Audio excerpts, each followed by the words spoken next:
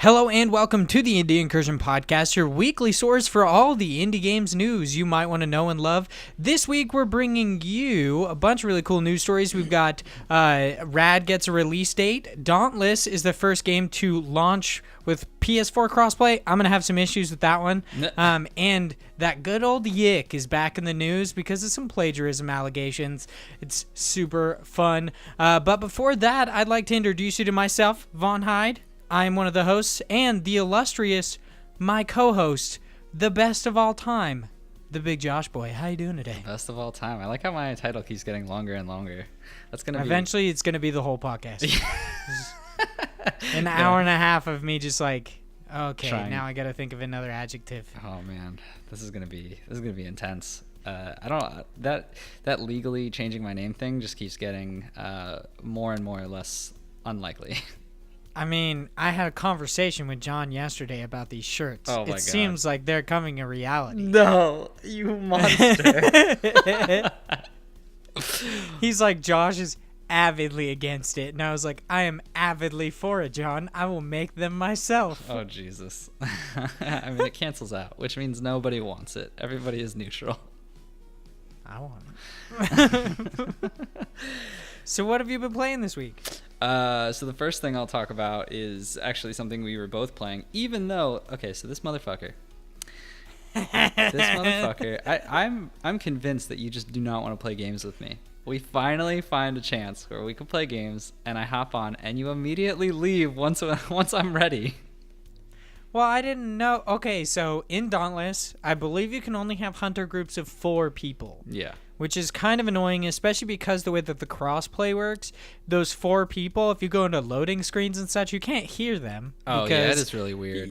Yeah, the audio is entirely in-game, so we'd go into, like, I'd be mid-conversation with John and E-Face and stuff, and then we go into a loading screen, I'm like, all right, I guess I gotta wait. Yeah, I didn't realize that at first, too, so I'd continue conversations and then be confused why no one would answer me or, like, yeah, me too. Understand what's happening, so I was like...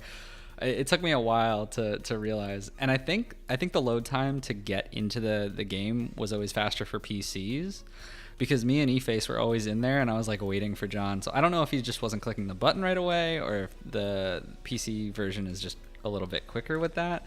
So I always had to stop my conversation just for that. But anyway, yeah. So I've been playing Dauntless yesterday, since it was the whole everyone's trying to get in there and. Excessive load time. Oh my God, super fun, dude. Yeah, I mean it's to be expected. Like, this kind of shit always happens, especially on first day of like a launch.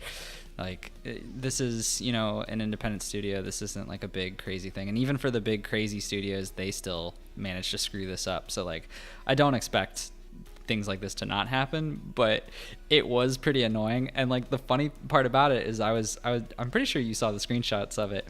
I went to go in and everyone's like logging into Dauntless, and I get a screen and it's like, oh, you can log in 180 minutes, like, we'll see you soon. And I was like, no. I was like, I guess I'm not playing. And I just clicked cancel and tried it again, and it instantly was like 0 minutes, you're in. And I was like, I was like, would it have just let me wait there if I wasn't persistent? Yeah, I bet it would. I bet it'd just be like, all right, I guess he doesn't want it enough. Yeah, I guess so. Well, I wanted it. And then I wanted it so much I had to restart the game 3 times. And I had to create my character 3 times in a row because it just got frozen at the loading screen. So I couldn't do anything. But eventually it got in. And it seemed like a bunch of people, like, either they had stabilized something, because they did post on their Twitter that they were working on something, and then when I got in, it seemed like other people were, so they must have stabilized something, or maybe just a ton of people left. I don't know what it was, but once I got in there, it was actually pretty fun. Yeah, their PR guy reached out to me today and said they're doing some updates to make it more stable. So they've done at least one today, and I think they're going to do like a couple different updates. Oh, that's pretty cool. Yeah, no, but once I actually got into it, like, it was interesting. It wasn't what I expected, because when I thought of, you know, Monster Hunter World, I was thinking more of like an open world kind of running through, but it's more instance based. Of, you know, you start up in the main town, and then you go into a small basically that, what I said, an instance of just a jungle kind of world where you're searching for that giant monster that you pick on a battle board to go and face. I feel like a real disservice was done to Dauntless and the teams at Phoenix Labs, specifically just because this game was touted as something that was like Monster Hunter World-like, which that is not necessarily true. It's just similar to Monster Hunter. Yeah. Like the other games like Monster Hunter 3 Ultimate and Monster Hunter Generations and such are much more closely resembling Dauntless than World is. Okay. Yeah, that makes sense. And that was one of the things that, from my perspective, I was a little bummed about because, maybe I just didn't do my due diligence and understand that. But it seemed with the way that a lot of people were talking about this game that it would have been more closely related to, traveling through the world and finding that. But I mean, that's, it's fine. This is a free-to-play game. I'm not expecting them to have just this massive world out there and constant enemies spawning. Like, that would take a lot of resources from their side to do something like that. Not that I'm saying they can't, but I think with the mindset in place that it's more of just an instance boss rush kind of a thing. Like, you're just going and battling bosses, and you get to play with either 3 people, or you can do it solo by yourself, or however many people join. But it was a lot of fun. I will say, this being one of my first monster games, it had a lot of the same feeling that I thought I would watching these type of games, is that I just don't like how you never know where their health is at. It just seems like that was a big pain in the ass for me, especially with the later beasts. It's like, are you fucking dead yet? I know. Yeah, I played about 5 of the first beasts, and then I watched someone do like the next one, and I was like, oh my god, the difficulty spike just goes through the roof. But when you get to the Shrike, it's a huge yeah, that's the one I watched, and I was like, damn, that's fucking crazy. But I mean, that's really cool. Like, that's what they're supposed to be. Obviously, they're giant monsters. It should have that same feel to it. But at the same time, not knowing their health, and also just the mechanics in the game are still very closely related to what I said, the Souls-like, or in general like a Monster Hunter type, where you're attacking. And even though I was using the weapon that was like the fastest, it still feels very clunky, just because that's the style that those type of games bring. Which is fine. It's just not everyone's cup of tea. I think I'll... Sounds like you're being a bitch. Yeah, I'm a big bitch. And that's okay. But no, so it's one of those games where I think I'll probably stick with it, just because the Parallax group seems to be like gung-ho about it and wants to play the game all together, which I think is awesome. Like, it's great that a game like this can bring those people together and actually have something to start a group, which is one of the reasons why in like our next one of our articles coming up, it's an awesome thing that this game actually has crossplay, because I never would have really played with anyone from Parallax, just because you guys are always on PlayStation. So it's definitely a good thing, and I'll definitely keep up with it. But that being said, I probably wouldn't if I didn't have those people to push me along and keep me playing in this ecosystem. Yeah, that's very true. It's kind of funny. We've been trying to like get everybody together at Parallax to play for a long time. Mm-hmm. And John and E-Face were like, yeah, it only took us a full year to actually play a game together. I know, which is so funny too, because it was such an impromptu thing. Like, it made no sense. Like, usually we're like, we'll plan like a week ahead, and we'll be like, this Sunday we're gonna play games, everybody get there, and then like no one shows up on Sunday. But this time it was just like, all right, in like an hour we're playing, and everyone just showed up. Yeah, like you said, that's what's so nice about it being crossplay and it being free. You didn't have to buy it. You didn't have to worry about what platform you were playing on. And it just made it really fun. The only issue I have is that stupid ass like in-game chat thing. And I was like, all right, I'm starting to think we should just do this in Discord. I mean, yeah, I was pretty surprised we weren't. But I guess it's also nice because I don't know how the PlayStation works for that. Like, because you can't get Discord on PlayStation, can you? No, I was just gonna do it on my phone. Yeah, okay. Which is like, it's kind of annoying because it's a separate entity. Like, you would either have to have it on your phone, or you'd have to go to your computer and sit there and then like have those two devices. So it is kind of annoying for people who aren't already on a PC, but it's also just easier, so there's no disconnect from going into an instance. But I mean, that being said, you just shut up for a few seconds and then people will show up. Yeah, dude, but that's where all my hilarity happens, is in the moment, Josh. You should know this by now. I mean, if you miss a few, you'll be fine. I mean, speaking of disappointments with Dauntless, dude, you know what? John is talking about making this guild. There's up to 100-player guilds. And he seems to not like my submission for its name, which is Big Josh Boy and the Geeks. I think that's a good one. I think that should be way ahead of Slay Blades or Super Duper. Let's be Big Josh Boy and the Geeks, right? Let's if we do a vote at Parallax, we better both be voting for Big Josh Boy and the Geeks, okay? I do not think so. So which weapon are you using in Dauntless? Are you using the spear? Yeah, so I'm using the what are they? I don't even know what they're called. They're like the pickaxe things, like when you have the two. Oh yeah, the twin blades. Yeah, the twin blades. So I was using the twin blades. Or chain blades, I think is what they're called. Okay. Yeah, that would make sense because you have that like special where you throw them around and whatnot. I'm using the chain blades, and then I also kept switching to the stabby tool, is what I called it, which was just the spear. Yeah, I think you called it. You were like, yeah, the sharp one is OP. Okay. Because that's what I was like. Because I was looking through the weapons and I was like, what's the difference between all these? I was like, is this the stabby tool? I was like, what does this do? Like, while I was on there. I felt so dumb because everyone was just like a little bit ahead of me because they had played like a couple more matches and like gone through a couple more bosses. So I was just trying to catch up and I was like, I have no idea what I'm doing. I'm like dashing off of cliffs to like dodge attacks. Like, I was like, oh, but I still got a bunch of S's. So hey, man, I'm still good. Still pro. Yeah, dude. Me getting S's, S plus, S plus plus. I was like, man, I'm so good at this game. Oh. That fucking ego boost. Yeah, I either use this sword, which is what I started out with, and then I got the repeaters, and I use the repeaters and grenades. They're pretty dope, but the only thing that kind of sucks about the repeaters is you can't like upgrade them every time you beat a new beast like you can with all the other weapons. So that really sucks. That does suck. Yeah, I saw E-Face using the repeaters. I haven't got to that part yet. I think I'm at the part where I can just get them now, but I had logged off after like the last beast before that. But he was using them and they looked pretty dope. Yeah, it has this really cool mechanic where you obviously have to reload, but the whole mythology of Dauntless is that the reason you're killing the behemoths is because they eat the ether, which is like the thing that actually keeps the islands floating. It's what actually keeps, everybody alive.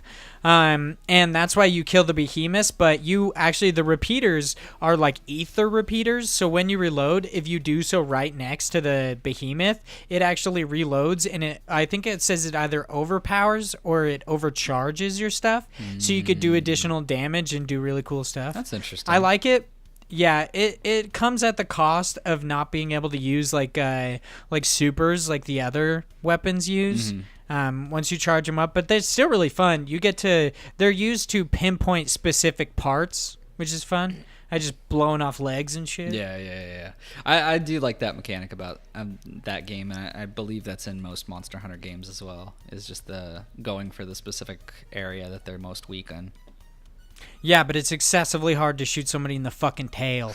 Because they always, like, especially if you play by yourself, they're always facing you, so you're just like, dude, just turn around. Like, quit being a bitch about it. I was going to say, I feel like the gun class is pretty OP, but it's, like, only if you have someone who can actually face tank them. Yeah. Otherwise, it's just like me rolling around, like, throwing a mine. Well, you gotta play with me, buddy. Die. Yeah, me and you, we're gonna play. Yeah. I mean, you weren't part of the cool kids like me, John, E-Face, and Cody yesterday. We were just mobbing it up, killing behemoths left and right. No big deal. Big python arm flex. You can't see it, but that's what's happening. Oh, I'm so sure. Anyway, and then just gonna slide on from that one. Get it? As a python? Yeah, like a snake, like a python. Oh, damn. Those transitions, though. So the other game that I actually just picked up, this is an indie, but I just kind of wanted to talk about it because I literally just got in a couple hours ago, was the Mario Kart beta game for mobile. They're doing a beta that's currently closed right now. You had to sign up like a couple weeks ago, and they're doing it only for Android devices. And I was lucky enough to get in, and I've been playing it for a little bit today. Boy, this is a gacha game if I've ever seen one. It is intense. Like, what do you mean by a gacha game? Basically everything is random. Like gacha meaning like you have to pay money to potentially get something in a prize. So sort of like, you know, those 25-cent like candy ball or like little toy machines.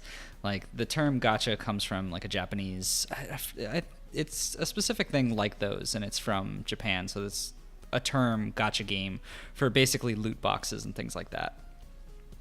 So the way that Mario Kart works for Mario Kart Mobile is basically you will get a random character, and everyone seems to start with, and I don't know how this is going to start when it's not beta, but everyone seems to start with the same couple of characters, which is like Toadette and Peach is who I got. And then you get a specific car and a specific glider.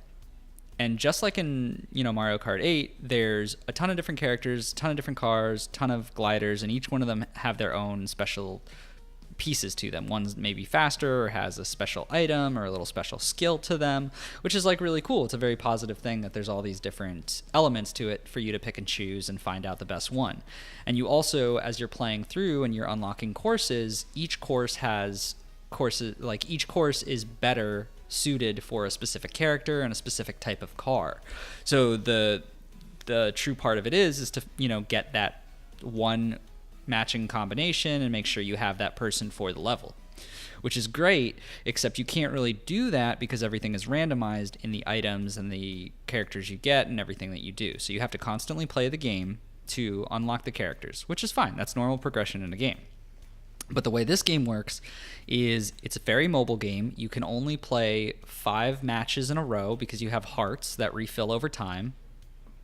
So you basically get to play a little bit, and then if you deplete all of those, you'll have to put it down and wait until it refills. Then if you want to get a new character, you get coins in the game on the track and throughout the game, and you also get emeralds. And emeralds are like real currency that you'll win over time. And with that real currency, like what would be US dollars for emeralds, you can then use those to buy warp pipes. So when you use a warp pipe to get a random character or like item. So there's no... This sounds excessively complex for being a Mario Kart game. Yeah, so there's no way for you to get a character that you want. So you say, Josh, I just want Bowser. Like, that's all I want. Or I just want Donkey Kong. You know, you want those arms that Donkey Kong has because they remind you a little bit of yourself, and you want to play as your favorite big-armed character. You know what I'm saying? Yeah, definitely not Bowser. Bowser's got those skinny arms. I need those big, bulky arms. That's why I went to Donkey Kong. I was like, I gotta match him.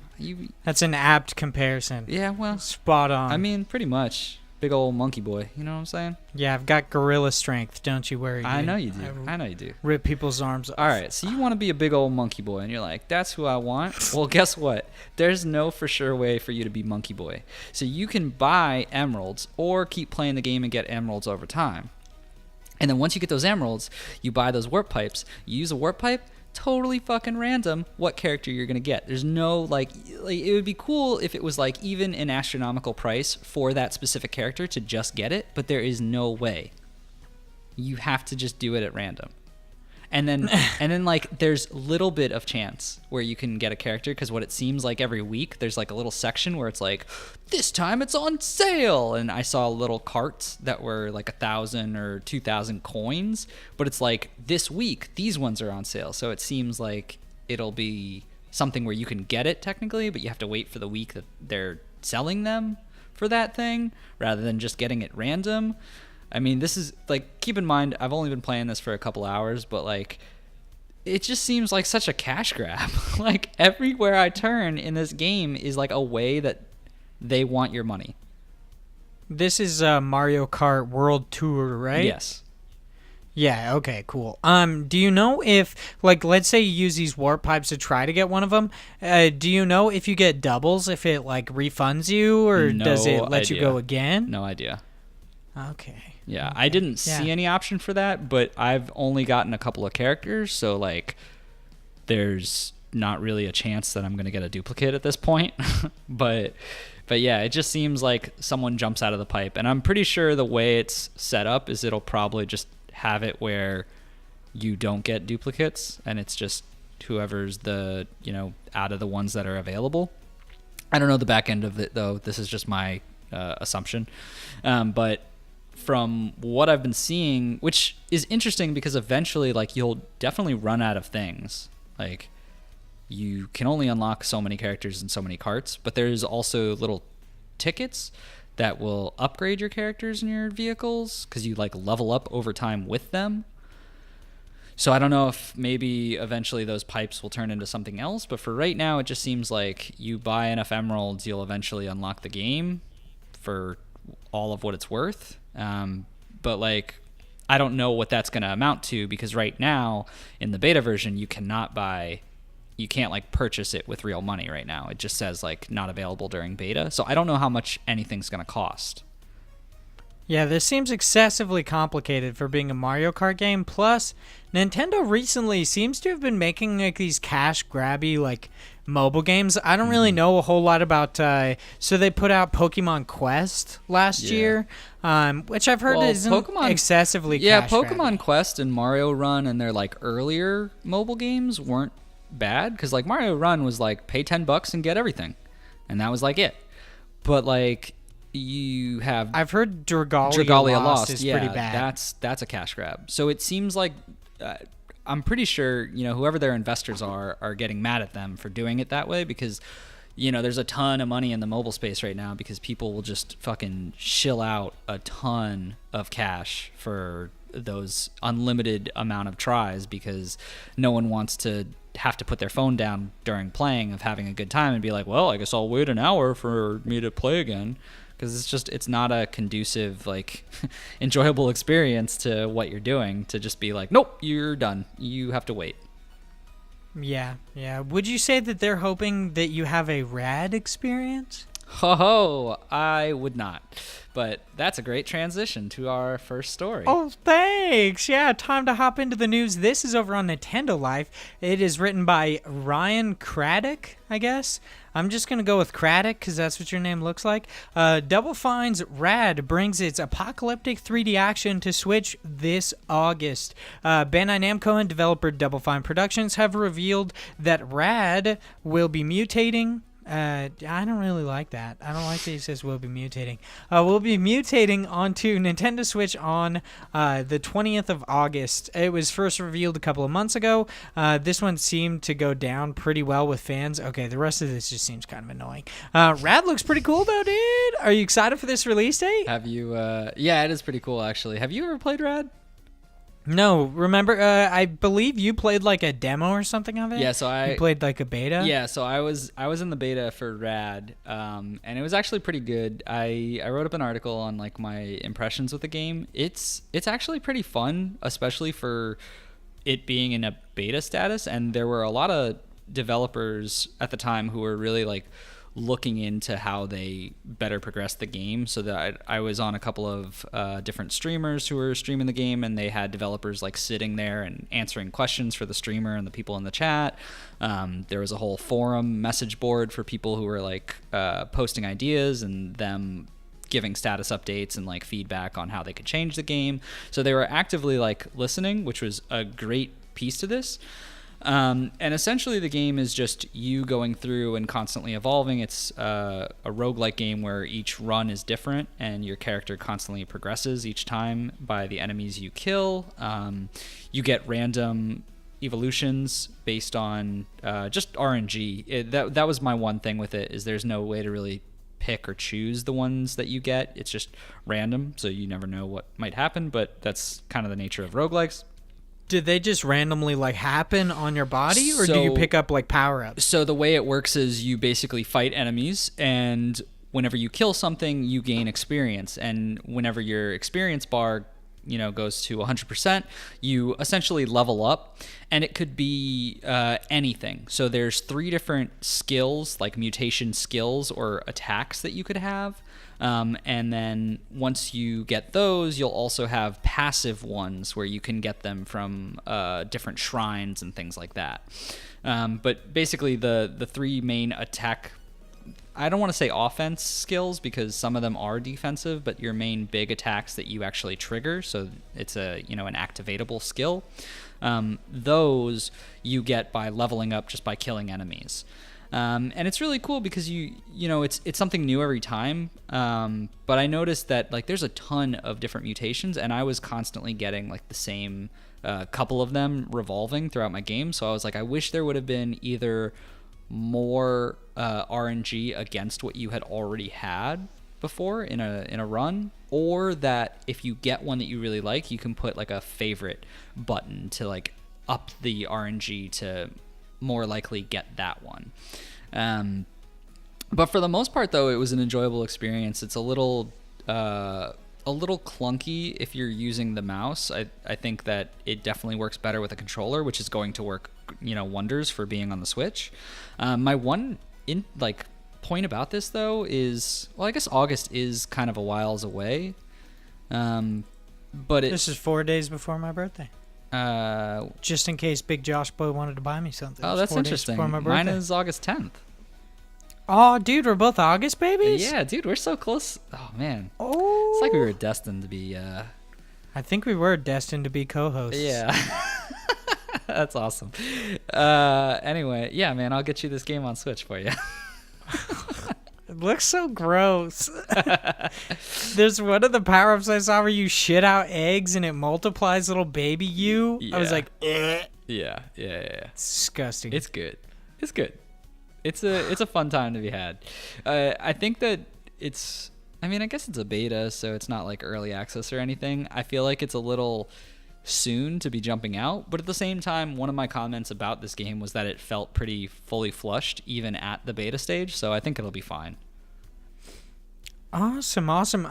If you're interested, the release date announcement comes alongside a fan art contest where you can submit rad graffiti designs that best represent the game. Entries will be evaluated by the development team, with the winning design being featured in the game itself. The grand prize winner will also get their hands on some lovely limited swag items, including a skateboard, which is interesting, glow-in-the-dark action figure, lunchbox, and a floppy disk. And then on this Nintendo Life article, they, of course, link you to the rules and how you can enter this little sweepstakes they got here. That's pretty cool. Yeah. I always love it when developers do little fan art contests. Yeah, that's dope. I think that's really I had actual skills. So I could me too. Do something with this. I wish I was talented in any way. Yeah. Oh well. So are you going to pick up Rad when it comes out, or are you going to is this a sleeper? Are you going to wait a little bit, or you just going to pick it up immediately? I think it depends on the price point. I don't see anywhere in the article what the price is for this. Yeah, me neither. Yeah, I think it depends, because if it's a normal indie game price, which I hate saying ever since we had that discussion, but dude, I fucking told you. I know.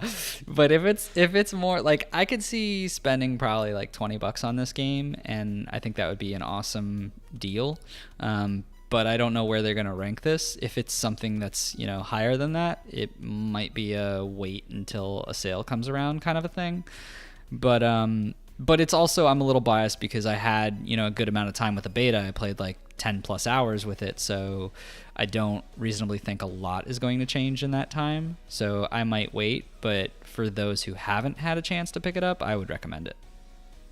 So if it comes out with the amount that you've actually played, if it comes out over $20, is that a no-go for you? You're pretty much just 20 and under.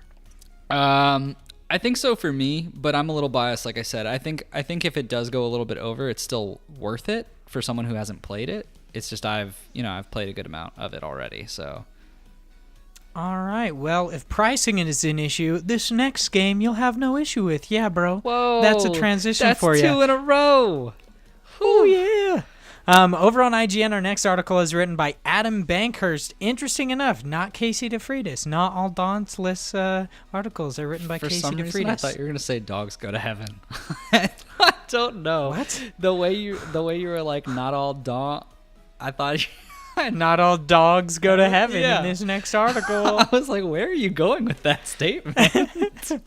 So this is Dauntless becomes the first game to launch with PlayStation 4 crossplay. So I guess it is very possible that this headline is, like, this title is actually true, because I don't know if any other games had launched with crossplay on PlayStation 4 and other stuff.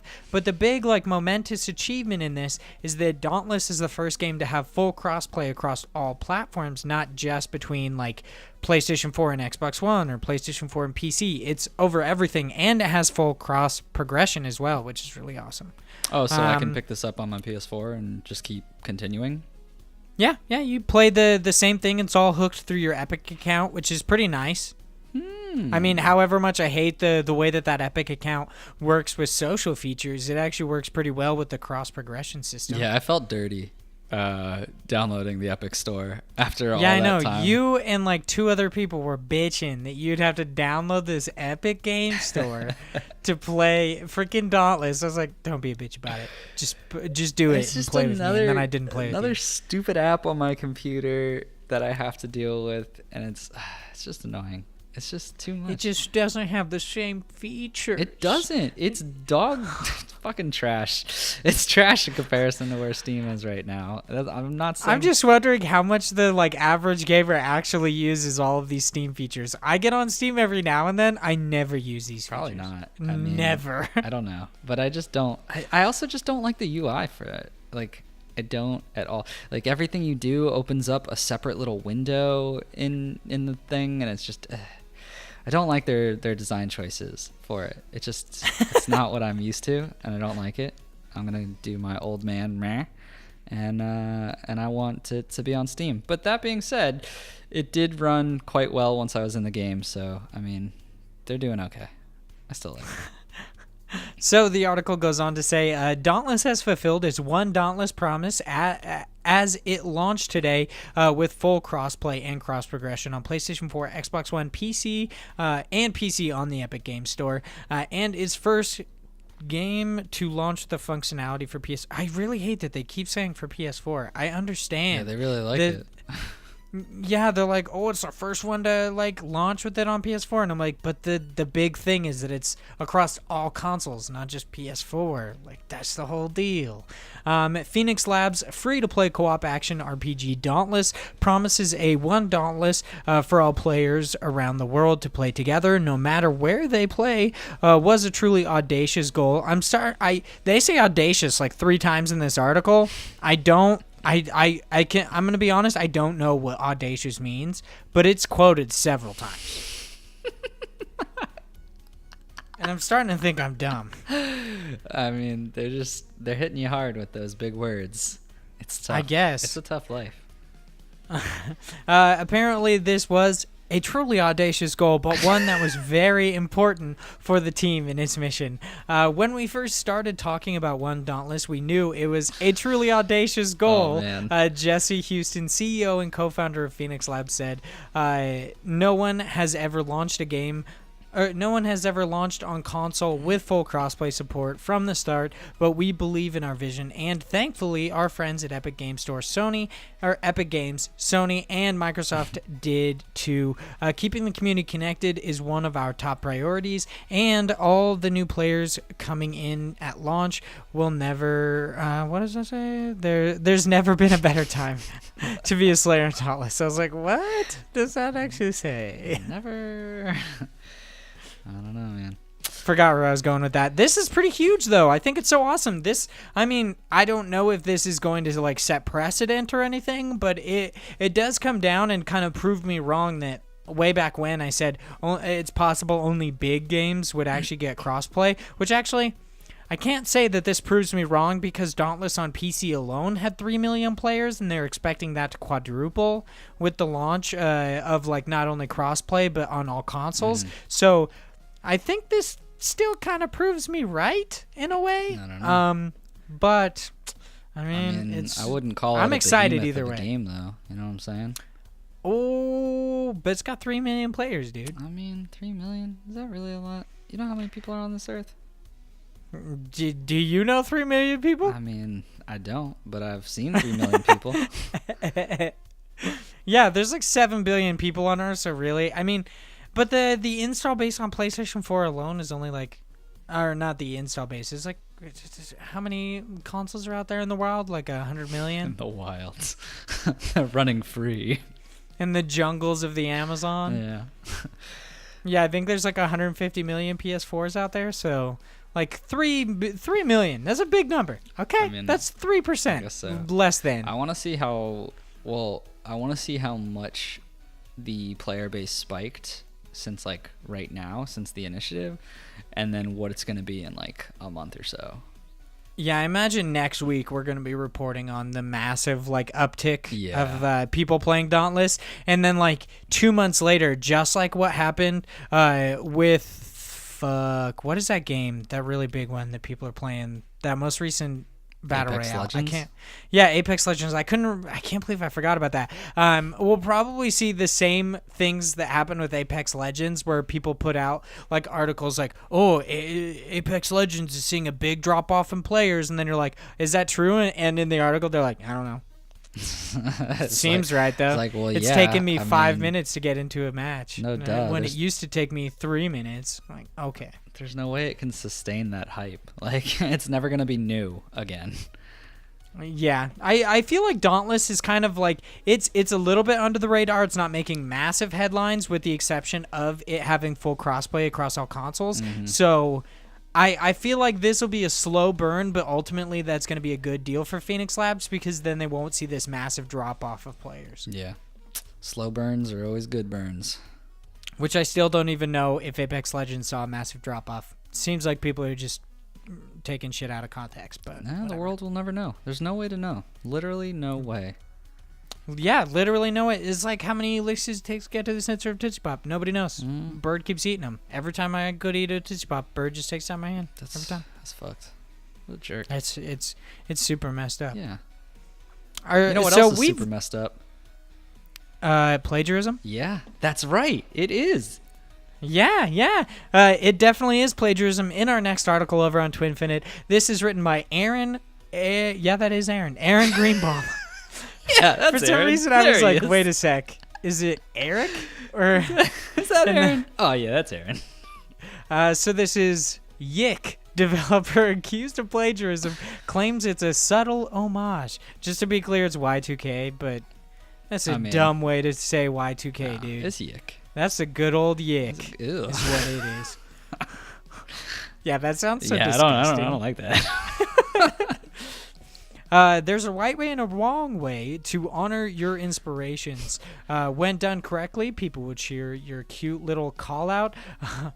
But when done incorrectly, nobody will be sure if you've created an homage or committed plagiarism. So I really just want to skip past all this stuff, because they pretty much just talk about how YIIK had kind of like a lukewarm reception. But the real issue is that it seems like the developer took complete passages from, like, is this a novel? I'm assuming. I believe it is actual just complete lines.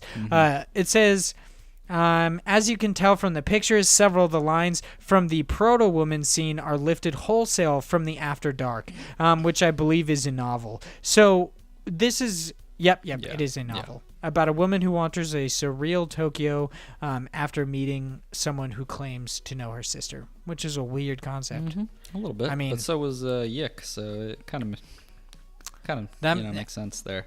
I mean, you got me there. Yeah, it's definitely a surreal concept, but yeah, I think pretty much everyone on Earth agrees that this is just plagiarism.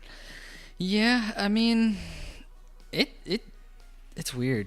Like, I get what he's trying to do, and I like the concept that he said. Because, okay, so a little bit of background story of why he says this is an homage and not just, like, ripping it straight out of there, which obviously it is. But he basically did this because he says that the character is a part of... So the Proto-Woman is this weird, surreal being that he's finding. And most of YIIK is very just odd in general, because it's about like the supernatural. And so the main concept is, where does it say it? Is acting like a suit. So this is what the actual creator said. The proto-woman is acting like a pseudo-narrator After Dark, since she is part of a distorted reality being presented to Alex being the main character that's talking to Proto-Woman. And apparently, Alex is such a huge fan of After Dark, the novel, that his adulation. Oh, excuse me. I was like adultation. It doesn't make any sense. His adulation is seeping into his reality with vocal and physical manifestations, calling his attention back to the passages of the book. So essentially, meaning he's so intertwined with this book that because this is kind of part of his own subconscious or some kind of narrative of that she is basically regurgitating the content that he previously had read. Cool concept, but it's still obviously just stealing the book. Like, yeah, I definitely I understand the thought process behind it, and I won't hit. I think this is actually the development studio is called like Axe Studio or something like that. Yeah, Axe Studios. I'm not gonna go after them, and I don't think anybody should for paying homage to things that they love, but the way it's done is not good. You're just lifting like entire sentences from the pages of this novel without actually crediting the original author in any way, from what I understand. So like it says at the beginning of this article, there's a right and a wrong way to pay homage. I definitely believe that this is the wrong way, especially because like if you wanted to make this an homage, you could just paraphrase or rewrite these sentences to make them somewhat similar, and people who are fans of the book would understand, I'm assuming. Even still, I think like if that's really where he's going for, I don't even think he really needed to change it. I think he just needed to make it clear that that was his intention. Like, he could or credit the author. He could have made it specific to like the main character knowing that like I just read this. Like, why are these words like showing up or something to that nature of like explaining that he had just read that book and that's where it's coming from. So maybe he could then say like, oh, this is crazy, but it doesn't make sense. It's just all in my head because it's from that book or something like that. You know, some weird kind of way to clearly tie it to what he is representing or taking that content from. Did you play Y2K? I knew Errol did. I did. But did you? I did. I played it. I got how far did I get through it? I got a couple hours into it, and I honestly, I didn't enjoy it. Did you get to this part? Yeah, I did. You did? Okay, so as far as you remember, it doesn't say anything about it. It doesn't address it in any way, because I kind of thought that maybe this might have been taken out of context, where it might have actually had like a line beforehand talking about like, oh, this is my favorite book written by this person. Mm-hmm. You know, in the game they do have certain scenes like that I feel like it could have been said. Like that's why I really gave that example, is because I feel like that could have been something that would easily be done, but I don't recall it. And granted, it's been a while since I played the game. I'd have to actually go back in to, you know, verify, but I don't remember ever hearing anything to that nature that would have, you know, made it seem more likable or more feasible, I guess. Yeah, and I think also, if it was mentioned beforehand, either it was like an oversight by the developers themselves, or like it was not included in this article, because that quote where he talks about why this is in here was actually because Kotaku actually reached out to the developers, and that was in an email, them explaining why it was in there. So I would assume either if it was taken out of context and like there was actually contextual evidence given beforehand, the developers either would have said that, or it might be that just Aaron like left that out of this article to fulfill his own narrative. But I don't know Aaron, and it doesn't seem like he would do that to me. And it's and it's interesting because if you go to the Kotaku article, they actually did an update as of yesterday, and it says that Axe Studios tells Kotaku that it plans to update the YIIK the game's credits to include a works cited section for people interested in seeing our influences and references. This will also clarify how these works contributed to the project. Well, that'll be nice, because actually, so this was seemingly written like a day before that update was actually given, and at the end, Aaron says, regardless of whether Axe Studios meant no harm, they still copied from After Dark verbatim and did not credit, I cannot say that guy's name, anywhere in Y2K. That is literally, that is the literal dictionary definition of plagiarism. Here's hoping the developers fix this issue soon. So if Axe Studios are going to fix this, that's pretty awesome. That's a nice, that's great response time, is all I'm saying. Like a day or two later, depending on if this is like it could come out and it's like a tiny bit. They're just like, oh yeah, by the way, we took some like a little bit from this. That would annoy me. I don't know why. Yeah, I don't know. Well, it's interesting because they do say for people interested in seeing our influences and references to clarify how the works contributed. So they are obviously saying that there's going to be even more included in that based on the quote. So it'd be interesting to see what shows up. And how I would how assume expansive so. they go with that. Yeah, I would assume so, considering this is like a heavily nostalgia-based video game. If it not only draws from this novel, but I would assume it also draws from like several games and just pop culture in general. Mm-hmm. So I imagine they might not have like copied verbatim from all of these other things, but they did for this one. So they're like, why not just credit everybody? Yeah, exactly. Might as well. Yeah. But it's cool that they're actually like responding to it, and they're like, hey, this is something we're going to fix, and I'm glad. That's awesome. Yeah, it's good. I mean, it sucks because it's one of those things in the moment where, there's like a side to each of these. Like, yeah, it's kind of fucked up, but at the same time, like, they probably had the right intention, just didn't execute properly. Yeah, I definitely believe that the studio meant for it to be a subtle homage, but it really ended up being what people consider plagiarism, which I imagine everyone considers that plagiarism. For the most part, yeah. So it's time to move on to the next segment of our podcast. This is News Cram. Cram. These are the stories that we might not had a whole lot of time to cover, or we might just not had a whole lot to say about. I really need to find a better way to describe this segment, but trust me, next week I'm probably going to do an equally as horrible job. I feel like that one was pretty good. I mean, all right, get to the point. Well, that's good. That's good. So our first article is over on Nintendo Life. It's Let's Go Nuts brings crazy multiplayer platforming to Switch this summer. Also on Nintendo Life is PlayStation-inspired survival horror back in 1995, which is the name of the game.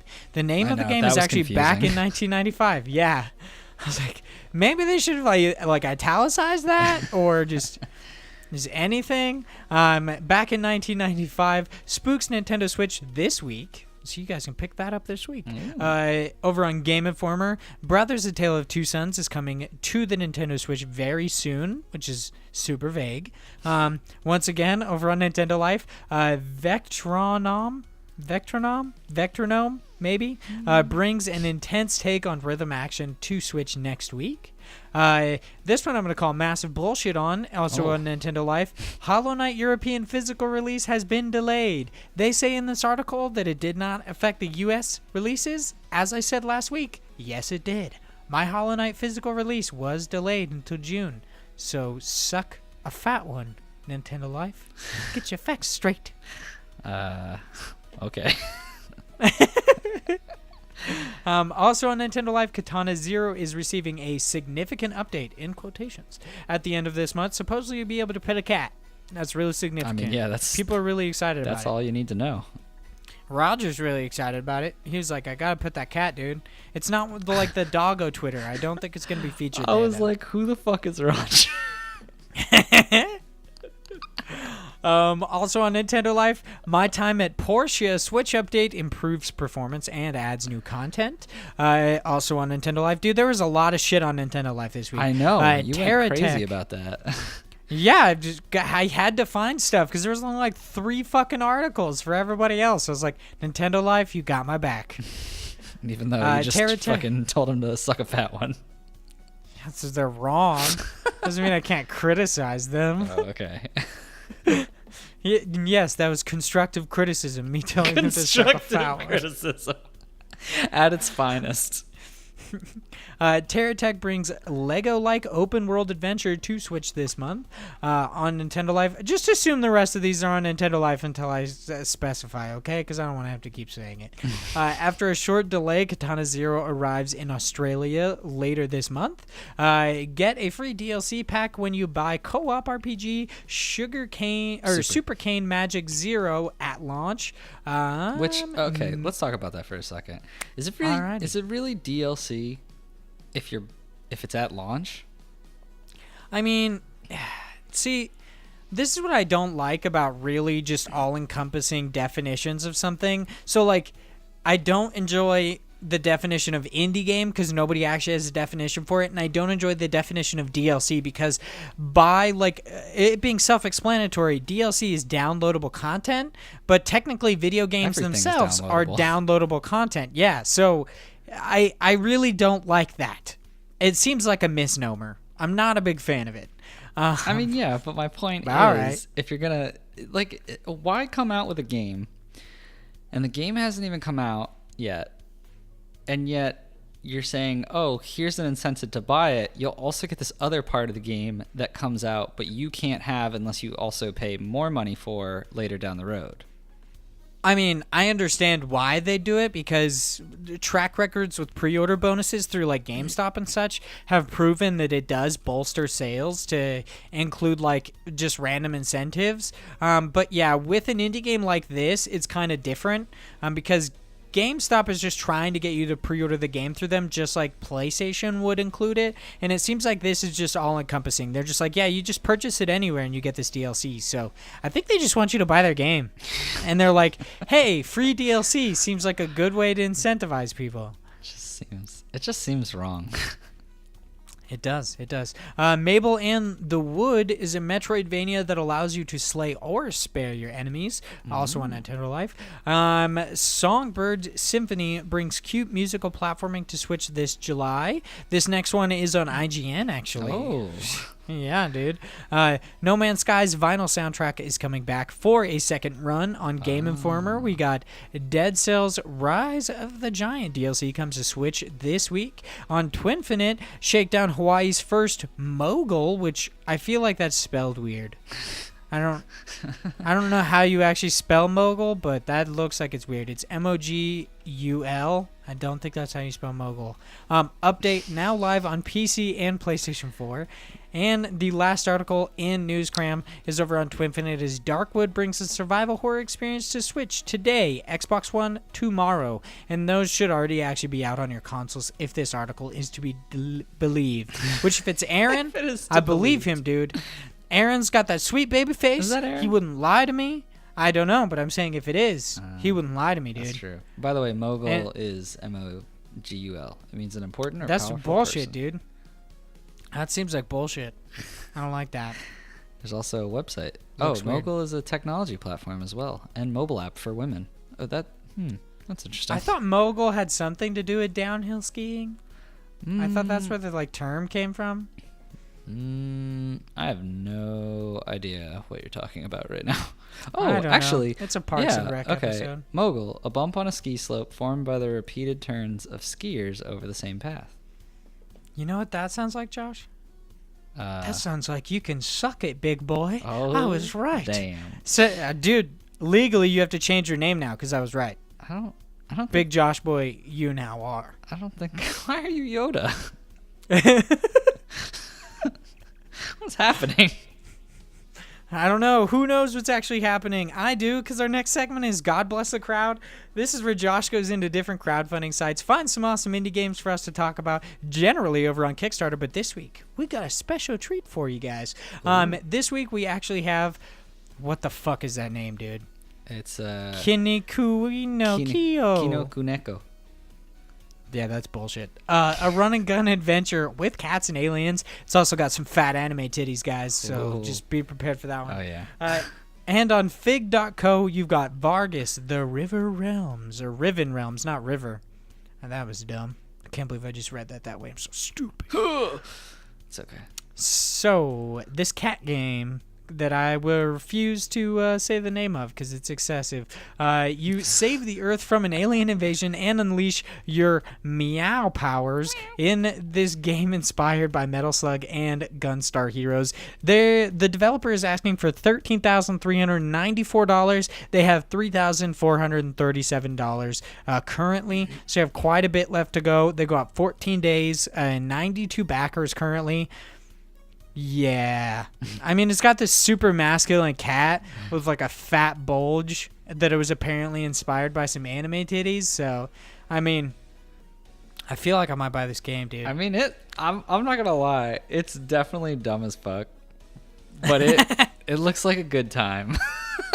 Like, it looks so weird. He's just this big buff cat dude, but it's just like a big buff guy with a small cat head, and he just does weird like buff guy poses of like flexing his muscles to punch people and hit them, and then he just gets a gun and he starts shooting them a ton, and he's just running around. It's like a Metal Slug, but weird anime style alien attack game. I don't know. It's weird. It's a whole lot of weird, but it looks kind of fun. I always love the origins of heroes when they're excessively weird, like this one.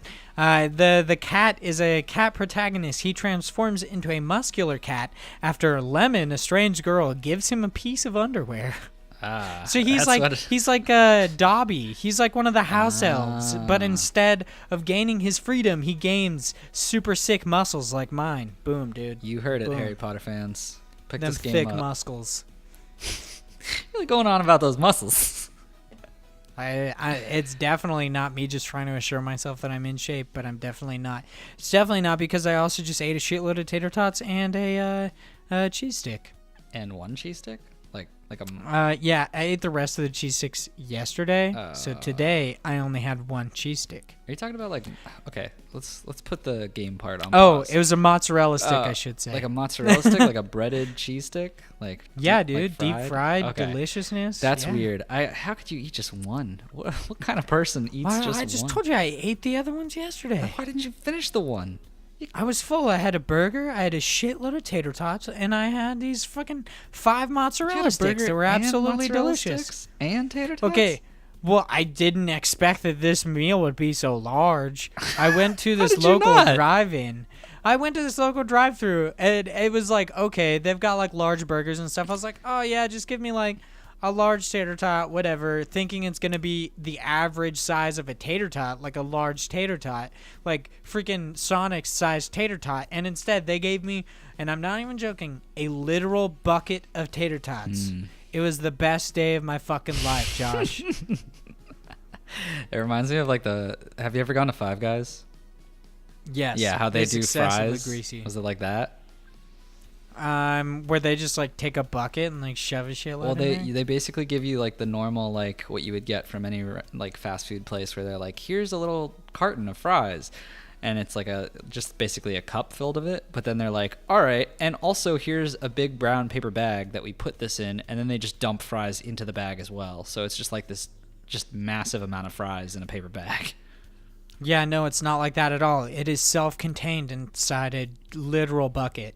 Like, it's a bucket, Josh. Imagine, like, oh, this is what people would throw up in. Instead, there's tater tots. That's what I'm talking about. Filled to the brim with them sweet-ass tots. And then I didn't expect the mozzarella sticks to be so large either. Like, these thick anime titties in this interesting cat game. They were massive. I did not expect them to be that big. And then my burger was huge, too. Really, the moral of this story is I've got huge muscles. I'm definitely not a fat ass, and this cat game looks sweet. Wow, what a great way to spin it all together. Yeah, this is great.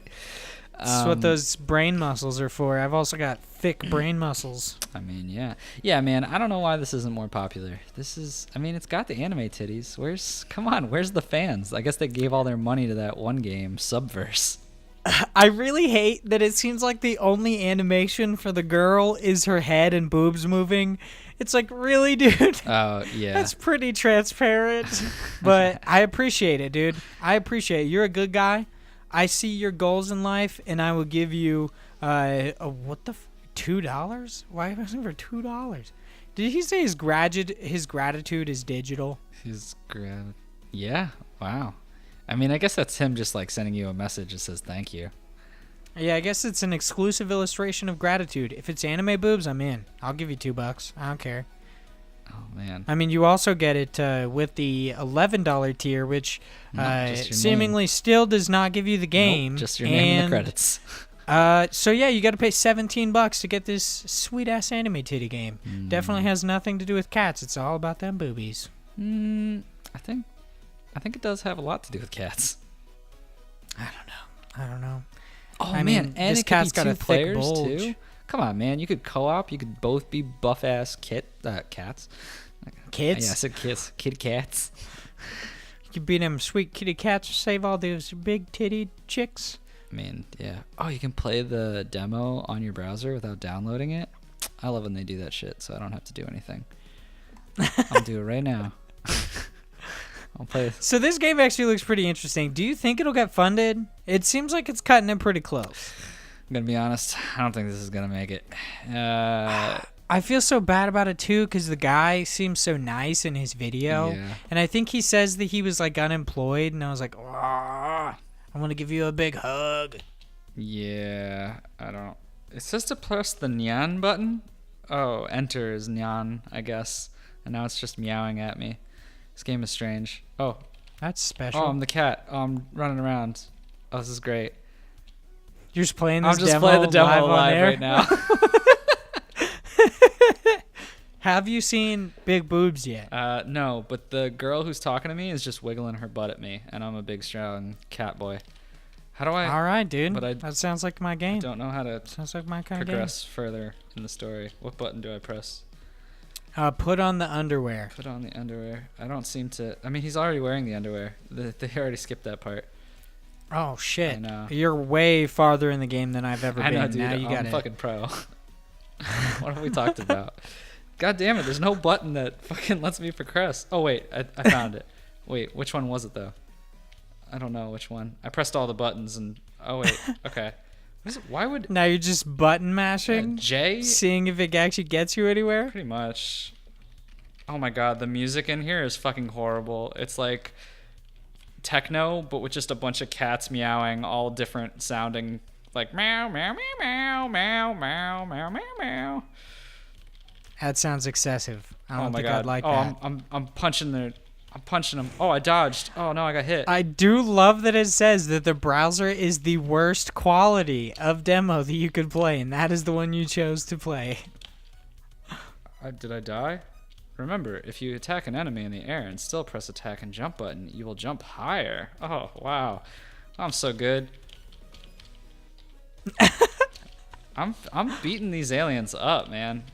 Oh, hey, I like double jumps because I attacked him. I'm picking up the gun. Oh, this is great, man. Everybody should get this. I'm just destroying them, and the janitor's getting so mad that I'm killing all these guys on his floor. It's terrible. This is just such a nightmare to clean all this up. What are they gonna do? All right, I'm done. Well, hopefully this next game does not have a demo. This one is Vargas. It's... Why does it seem like all the somewhat boring seeming games are on Fig? Is that just me? I mean, I don't think it's boring. What are you talking about? I'm not saying it is boring. I'm saying it seems boring. Like the only ones that we've seen on Figs, with the exception of Soundfall, which was really cool. 2 was on Fig. Was it? Yeah. Fuck, dude. Fig's my favorite one. Fig's the best. I didn't say anything bad about it. That was Josh. He said it. I have it on tape. You can roll it back. He said it was Fig. Roll it back. Court reporter. Yeah. I got to get the, what are they called, stenographers or whatever. Uh-huh. Just, can you repeat that back to me? And then they'll be like, Josh says Fig sucks ass. He also said you're a bitch. I don't remember I don't know why he's an old That's butler, but... He's like Alfred. Yeah, that sounds about right. So Vargas seems really effing cool, especially because I love boring. D&D. I'm so confused. I said it looks boring. All right. But then I also said it looks cool. Wait, no, you said it looks boring. I didn't say that. That was you. You're a bitch. We heard Alfred say it. He said you did it. He done it. Yeah, no, it does look really cool. So one of the things before we go into the actual game, I thought this was kind of cool, and one of the reasons why I picked this one specifically is because it's part of Fig's new like open access beta program. And so the way this one works is this is a crowdfunding thing where no matter what, it seems like the game's coming. But what happens is they have a roadmap, and based on how many milestones you reach, you get new parts of the game that will come with it. So think of it as if a Kickstarter that is backed, and at that point you're trying to hit those stretch goals. So that's where it started at. So I guess they had, and I don't know how this worked exactly from the start. I guess they maybe had like certain investors who were willing to put in the money to get it to like the initial state of making the game. But now really what you're doing is you're just trying to hit different milestones. So right now they're at, they've raised $20,000 and they're at 81% of their latest milestone. And if you click the C roadmap, you'll see all the different things that they've achieved so far. So if you look in the development map, back at $2,000, it was just improving their journal. So it basically meant that the game is already coming out. It has an estimated release date. But all of these milestones you get will make the game better, essentially. And the reason why that's pretty cool is because you're buying the game, so to speak. You're paying, which is the starting price of $28. And you get access to the game, but you also get access right now to what they have, because any of their alpha builds, they're allowing you to play and to be a part of that beta, which is nice because usually with Kickstarter games, it's like an additional step up, like a tier where you pay the $15, you get the game, but then you could pay like $30 and get access to the beta. So in this one, sorry, I hit the mic. In this one, it basically just lets you jump to that tier right away. Like that's where you're going to start, and you're just putting in money if you want to continue seeing those milestones go up. If not, you could obviously just wait and say, no, I don't want to, put my money in, or I don't want to be part of the beta access. I'll just wait for it to come later. But this game is for sure coming. It's just, are those milestones going to be hit? That's pretty awesome. I feel like a big reason that many people may or may not like actually donate or fund these is because, one, it doesn't have that instant gratification like purchasing a game on Steam does, with the exception of, you'd have to download it, so it's not necessarily instant there either. Right.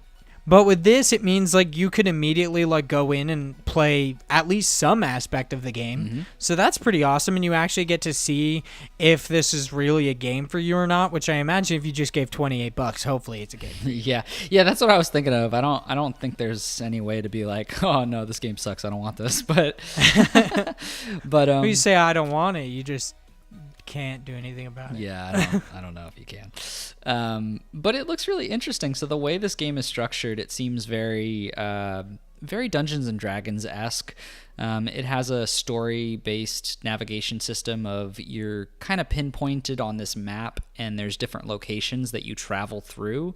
So you seem to be this leader of an army of some sort going through these very terrible wastelands.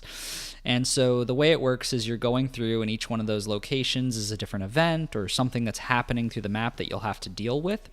And then there's also combat on certain of those locations, which will then put you into something that seems very similar to a Darkest Dungeon. So it's, the 2D animated style, turn-based action where you're fighting these enemies, and it seems like the whole gameplay is styled around this being a very difficult journey and hardship that you'll have to deal with. I think it's pretty cool because, it has that Darkest Dungeon appeal from like the fighting element style to it, but it also has a very strategic approach where they're saying you can do things like sending your troops ahead of your trajectory, so you'll know more about that location before you actually go there. So there's a little bit of, resource management in this game as well, if that's your thing. Yeah, this game looks really, really interesting, especially having played like Dungeons and Dragons and really enjoyed it. I'm wondering like what the character creation and such is like, or if you just like if you play this god hand like character, because they said in the little video that you create your own crew, like you find your own crew and you fight with them, but it didn't seem to actually say whether or not you're like there's a create a character like in most of these isometric like role-playing games or anything like that. Yeah, I'm not too sure. To be honest though, I'm sure that the characters that you meet are all going to always be the same individuals, but it might be something where you can create the leader of the group and have some kind of customization with that. I'm not 100% sure. I didn't see anything in here about that. Yeah, I bet it'll be just like that. That you just get to make like your main character, and then the rest you just pick up like in general just role-playing games. This seems really interesting. I'm glad it's like 81% funded to their like next milestone, because seemingly they've already passed everything, so now you're just funding like all of their stretch goals like you said. I think their next one that they're shooting for is a new feature, which is trade pricing system, which nope, that's already been hit. So has it? yeah, On mine it doesn't say it's achieved. Oh, I guess that was the last. They probably one. just haven't updated it. Yeah. So what they're on right now is so let me just go through the roadmap. So milestone 1 was journal improvements. New combat background and deployment UI was number 2. Number 3 is extended narration. Number 4 is a scouting alpha, and that's what I was talking about, of how you can send your troops ahead and actually scope out the area. Number 5 is the new feature trade pricing system, so being able to trade those items and sell the resources that you're gathering. And then number 6, which we're on right now, that's the one we're trying to achieve, which is a goal of $25,000, is crew combat alpha. And that seems to just make the level of combat a little bit more complex and interesting on adding 2 new deputy roles that have a lot to do with crew combat, guard captain and marauder prime. So it seems like new classes and making a little bit more complexity with the fighting style for combat. And then their last one they have is milestone 7, and that just says to be announced later. Yeah, to be announced like at a later date and such. Yeah, that does kind of suck that they didn't like actually say anything about those. Do you think that you'll like back this? Are you excited about it? Do you hope something cool happens? I personally, so from my standpoint, I think the Darkest Dungeon approach to it is pretty cool. It's a little bit grueling if it's like that, just because Darkest Dungeon can be very very unforgiving and can sometimes be just overwhelming in a sense of like, I just don't want to do this because I know it's going to be a constant struggle of resources and managing everything. And then adding that extra layer of having you have to actually know what your troops are doing and go through this world might be a bit much. It looks really cool. I just don't know if I have the patience to really sit down and learn everything and get good for it, kind of a thing. So I don't know if I'm going to back it. I'm a little hesitant, but at the same time, which is kind of bad at the same point, but one of the good things about this is I know that the game will come out anyway, so I can sleep on it for a while.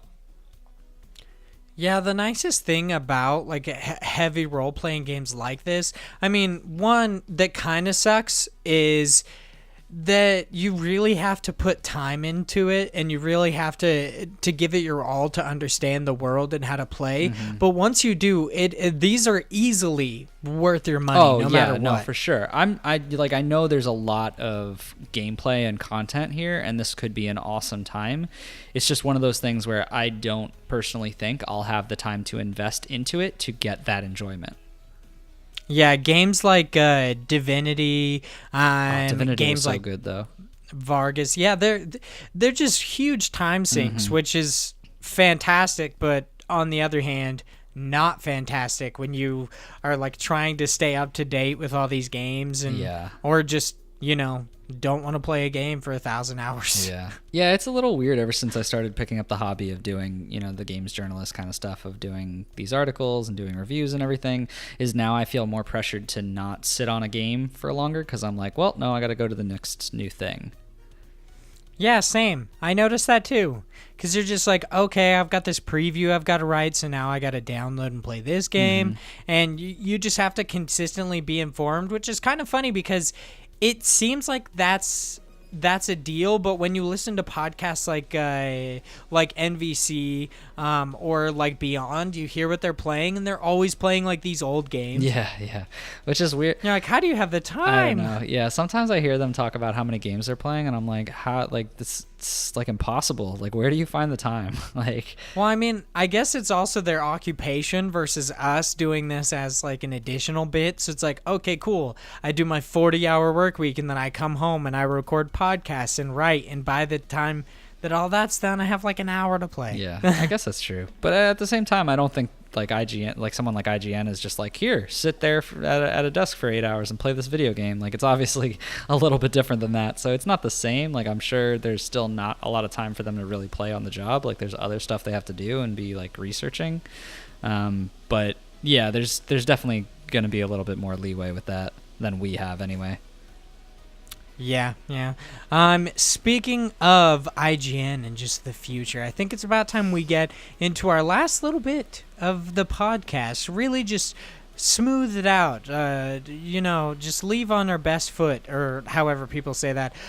So our random question of today is just what we believe might be the indie game of the year. So, I mean, one question I did want to ask is, indie games don't often win Game of the Year. It was a pretty big deal when Journey won Game of the Year. Mm-hmm. So do you think that it's actually possible that so far any games you've played this year are actual like hardcore contenders against AAA games? Or is it like, okay, well, they're going to be the best indie game of the year, but they won't be the best game of the year? I mean, we also, I guess, as an added caveat, we have yet to have a game that blew so many people out of the water that it's a game a year, with the exception of, I believe, Resident Evil 2 Remake. People really are, like, up in arms about. Yeah, that has definitely been... I really should actually try that. I've never been a big fan of the Resident Evil series, but I feel like there's been so much hype around it that I should try it. As far as, like, indie game of the year, so when we originally talked about this question, I started listing out some of the things that I've played in 2019, and one specifically that I haven't played that I think would be a contender for my top 10 game of the year kind of list of what's the best thing in 2019. And going through that list right now, personally, I don't think that anything can really step up to the plate for game of the year, except for maybe Cuphead, but that's a weird part because, and this is one of the things I talked about where this would bring on a debate, is like, there's no good direct answer for, can something be in this contention, like, can it be a contender when its initial release date was like 2 years ago? Yeah, like Cuphead is definitely not... This is not the first experience of Cuphead that people have gotten, but it's the only one that people who have a Nintendo Switch have gotten. So, I mean, do you think it would change the idea on it if the Miss Chalice DLC came out and it was just fantastic and people are like, all right, well, the game of the year is Cuphead because this Miss Chalice DLC is huge, instead of just the game being relaunched on Nintendo Switch? I mean, that's another good point, is does a DLC warrant that something can be game of the year? Can you have a game of the year because of a DLC that dropped? I mean... they did do the whole, like, with, what is it, Xenoblade, with Xenoblade 2, it was kind of, like, it was kind of stiffed for the Game of the Years Game of the Year awards because of where it released, during the year, and then I believe it was actually included in last year's Game of the Year discussion with the Torna DLC that was included as well, so, I mean, it kind of just depends, but if... I'm actually remembering that correctly, I guess yes, where like the game awards are considered. Yeah. But I don't know. I don't really agree with it as much. And I feel like it's weird. Cuz it's not I mean, you could say like as an award, like, you know, best DLC for that year, but like I don't think that makes it the game of the year. But then again, I mean, it depends on if it was that mind melting, so to speak. But no, the only thing that I really think is probably going to be something like a Cuphead or maybe like a Katana Zero, because there's been a lot of hype with that. But I haven't personally played Katana Zero, so I can't say one way or another whether I, am behind that statement. Personally, my other favorites that are up there are going to be Baba Is You, because that was an amazing puzzle game, and I think that was a lot of fun. I think it was very defining of a game from like a puzzle perspective, and it's something that I had never really seen before. So I just thought that it was, an amazing new addition to what games can be. But I don't think a lot of people have really played it as much as they should. And also there is a lot of difficulty with those later levels that I think people will end up dropping out at. And then Risk of Rain 2, which I think is amazing, but that's a roguelike that's constantly the same thing, so I don't think that will contend for something like Game of the Year. And SteamWorld Quest, which was a really great game, but I definitely wouldn't put that in, the highest pedestal. I think it's an awesome game, but it's not a comparison of something that would get, a 10 out of 10, like this is the most amazing thing ever. Yeah. SteamWorld Quest, it did not set the world on fire, but I feel like the SteamWorld games don't ever really do that. They're amazing, and indie game fans know that. Mm-hmm. But mainstream games press generally doesn't praise them for being like outstanding. They're just like, yeah, they're great games and such. Where Risk of Rain 2 is considered, I mean, I don't necessarily know if that could actually even, like, if it would be considered, because it only launched in early access and it doesn't have a full release yet. So that's the thing though. Isn't like Fortnite up on discussion like almost every time? I fucking hate that, dude. So like, I'm telling you right now, like that kind of shit. I have no idea. Like that's the weird part about this is like I never know what can be up for grabs. It just depends on I mean, it is what it is. It's a popularity contest. It just depends on what people are playing the most and what people are ranting and raving about during that time. So like, I get it. And that's kind of why I would still consider it for that list. But then again, it really, like, putting something in early access just gives you essentially two spots. It's like you could be Game of the Year while you're in early access, or people who like it that much when it releases will try to give it a second shot. Yeah, it's very possible that if it releases and it actually gets a full release in 2020, it'll be like in talks for Game of the Year, whereas this year it was in talks for Game of the Year. Yeah. I mean, I'll probably talk about it. Sadly, like the release of these big AAA games that really shake the world means that indie games are often swept under the rug, unless it delivers such a crazy experience that just is excessively heartwarming and just changes the game entirely, like Celeste or Journey. Indie games don't come up all that often in Game of the Year discussion, with the exception of its specific category, Indie Game of the Year, which is like, okay, that's cool. Yeah. I don't think there's anything at least from my mind, that will get just a flat out, this is the Game of the Year.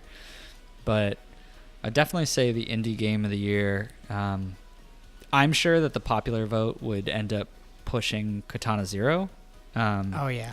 But for me personally, it would be Risk of Rain 2. I mean, I'm gonna go way left field. Game's not even out yet. Gato Roboto, dude. It's gonna come out. Everybody's gonna love it so much. It's gonna get Game of the Year over Resident Evil 2 Remake. I'm not even gonna worry about it. It's set in stone at this point, Josh. I mean, it's law. Yeah, it's gotta be. I mean, I'm definitely gonna play it, and I'll love it. Might be on my top 10. Who knows? Yeah, the only thing that sucks is with like niche indie games and stuff. With really niche indie games, since it's a popularity contest, even if they're the best games of the year, not enough people play them, so they don't vote for them. Yeah. So it's just like, all right, well, it could have been the best game ever, but since not enough people talked about it, it's never gonna get it. Yeah, but it's okay, because then it'll get ported to the Switch, and then people will give it the award. Lose then their shit. Yeah. But that's about it for this episode of the Indie Incursion podcast. Thank you guys so much for listening and just really sitting through my rambling about mozzarella sticks and such. It's very nice of you. Making me real hungry. Thank you so much to all the people over at Active Quest podcast for following us. Makes me feel real cool. We got the Joseph Yaden follow. I was like, hey, bro, now we're basically celebrities. I know. That's all I've ever dreamed of. Of course, you can come back each and every week to get all of the awesome indie games news you're wanting to know, to stay up to date and such. It's very exciting. You get to hear me ramble every week because I'm generally tired and malnourished. It's awesome. Everybody loves it. And you get to hear Josh get super pissed about being called Big Josh Boy. It's awesome. It's fantastic. Yeah, a good time to be had. Thank you guys so much for listening. If you guys would like to chat with us outside the show, you can follow me at Had Legion on Twitter. You can follow the Indie Incursion podcast at IndiePod. You can follow Josh at _George90. And, of course, check out all the sweet written content over on Parallax. Parallax. What is it? It's not Parallax.com. Parallaxmedia.1. There you go. Parallaxmedia.1. That one gets me every time, dude. It gets me. But that's it for us today. Thank you guys so much for listening, and I hope you guys have a great week. Bye, guys.